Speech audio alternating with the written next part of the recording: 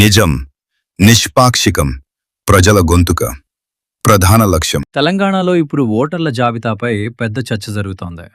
Special intensive revision అంటే SIR ప్రక్రియలో దాదాపు 73 లక్షల ఎన్యూమరేషన్ ఫామ్స్ తిరిగి అందలేదన్న అంశం ఇప్పుడు రాజకీయంగా హాట్ టాపిక్గా మారింది. ఇదే విషయంపై ముఖ్యమంత్రి రేవంత్ రెడ్డి కాంగ్రెస్ మంత్రులు, ఎమ్మెల్యేలు, నాయకులను అప్రమత్తం చేశారు.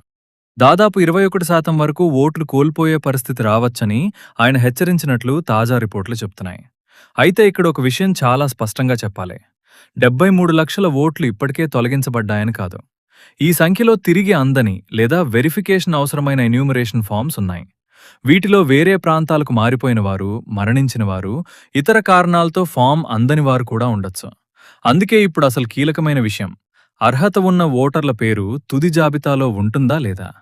ఎస్ఐఆర్ ప్రక్రియలో తప్పులు ఉంటే వాటిని సరిచేసుకునేందుకు క్లెయిమ్స్ అండ్ ఆబ్జెక్షన్స్ ప్రక్రియ ఉంటుంది. కాబట్టి తెలంగాణలో ఓటు హక్కు ఉన్న ప్రతి ఒక్కరూ తమ పేరు ఓటర్ లిస్టులో ఉందో లేదో చెక్ చేసుకోవడం చాలా ముఖ్యం. ఒక్కసారి పేరు లేకపోతే ఎన్నికల సమయంలో ఇబ్బంది పడే అవకాశం ఉంటుంది.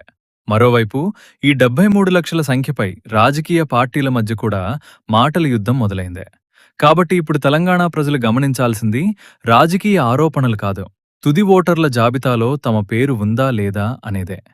ఈ ఎస్ఐఆర్ ప్రక్రియపై ఇంకా కీలకమైన అప్డేట్స్ వచ్చే అవకాశం ఉంది. మీ పేరు ఓటర్ లిస్టులో ఉందో లేదో చెక్ చేసుకున్నారా?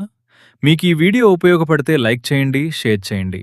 ఇలాంటి తెలంగాణ తాజా వార్తల కోసం మా ఛానల్ను